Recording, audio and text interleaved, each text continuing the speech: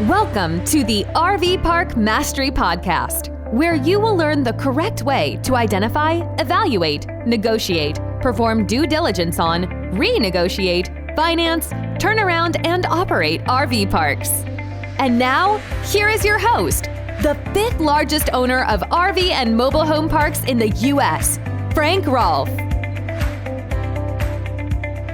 So you found an RV park to buy, came in from a broker, you found it from a direct mail postcard, but you think to yourself, wait a minute now, should I do a little diligence? Should I dig a little deeper? I don't want to really waste my time going through the steps of getting it signed up before I really know if I want to buy it. But the problem is that really smart? This is Frank Rolfe with the RV Park Mastery Podcast. We're going to talk about the nagging feeling that some buyers have that they have to do thorough diligence on the RV park before they even lock it down and put it in the title company. Now, let's first make a few assumptions. Number one, time kills deals. And we all live under a constant sense of urgency. So every minute that you don't sign the contract on the RV park, it's very possible somebody else is going to steal it from you.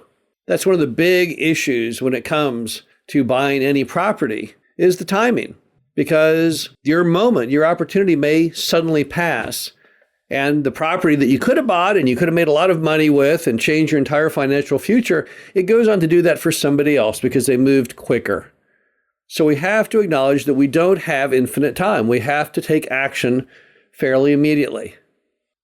And also, let's all acknowledge that it's a very common step in buying an RV park that you tie it up under contract and you carry it around like a candlestick at a garage sale so you control the deal while you ponder if you want to buy it. None of us really know we're going to buy the RV park when we sign it up. We kind of have a warm, fuzzy feeling. We make an educated guess, but we don't really know. And we also all have to acknowledge that there's a lot about an RV park that we're going to learn in due diligence that we can't possibly know on the front end. So when you weigh all those things together, what does it mean? When do you tie the thing up? Well, here are some of the reasons you need to tie it up sooner rather than later. The first one we already identified. Every minute you delay in not tying it up, somebody may steal it from you. That's a big deal. That one item alone should propel you to sign things up very fast. You definitely want to shoot first and ask questions later. Because if you don't, somebody else more than likely will. But also remember that when you get the RV park under contract, you will have plenty of time to do due diligence. You're not racing the clock after you sign it up. It's not like you need to do some advanced preparation work. Most RV park sellers will give you at least 30 days of due diligence time, and that's more than enough. You can definitely get everything figured out about the property within that 30-day period. Also, don't forget, you do not have the legal right in many cases to do the diligence until the agreement is signed. Some people forget about this. In some states, you're not really allowed to go to the city or the county or the state and ask for permits or bills or things until you have a vested right to do so.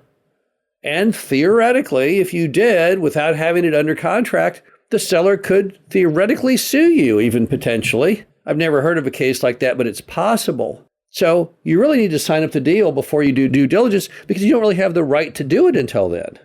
And then, of course, you can't get most of the most important information until you are under contract. The seller is not going to give you their profit and loss statements. They're not going to give you the tax returns until you have an agreement signed. Why would they? They'd be crazy to do that. So if you say, well, I've got to really get a better handle on the numbers before I tie it up, how are you going to do that? You're not going to have any of the actual information to do your diligence from.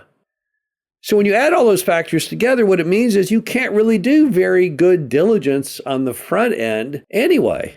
So why are you trying? Why are you waiting? Why are you delaying signing up the deal? So then how do you fix this inherent feeling somehow that you should move slower, that you should ponder the deal more in depth, explore it before you tie it up?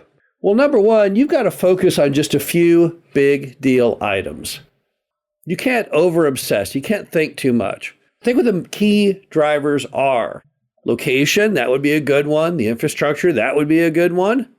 running some numbers, okay, that's fine. You can do all those things relatively quickly. You can do all those things just basically right on your computer, just doing some cursory inspection of the area. And if the thing looks like it might work, not that it's going to work, you're not committing, then I'd move right to trying to get it tied up. Now, what if you delay? What if you don't do that? Well, you can very well lose the deal.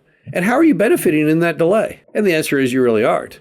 And then what about your argument that, well, but it's so much effort to tie it up, so much cost? No, it's not. You take the contract, you sign the thing, and you send it in a couple signed copies to the seller for him to sign. And then you take that and give that with the earnest money to the title company. It's not that hard. It doesn't take that much time. It doesn't cost that much money. It doesn't cost hardly any money at all. All the only money you're expending there is the cost of the FedEx. And then, of course, whatever you write on that earnest money check.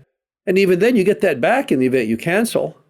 Now, this is not to say that due diligence is not vital, because it is. Benjamin Franklin once said that diligence is the mother of good luck. He was exactly correct. He never owned an RV park. They had not invented recreational vehicles at the time of Benjamin Franklin in the 1700s, but his theorem is accurate. There's no question that people who do greater work in inspecting the property always seem to win.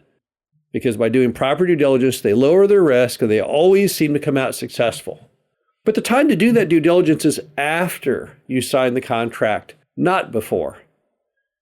So if you've been holding back on signing contracts because you think, well, I don't know, I got to ponder it a little, stop doing that. There's an old saying, think like a person of action and act like a person of thought. Doesn't do you any good to think without taking action. And often taking action and doing so immediately is your best course of action. This is Frank Rolfe, the RV Park Mastery Podcast. Hope you enjoyed this. Talk to you again soon. Thank you for listening to the RV Park Mastery Podcast. Be sure to visit us at www.rvparkmastery.com, where you can learn the correct way to identify, evaluate, negotiate, perform due diligence on, renegotiate, finance, turn around, and operate in RV parks.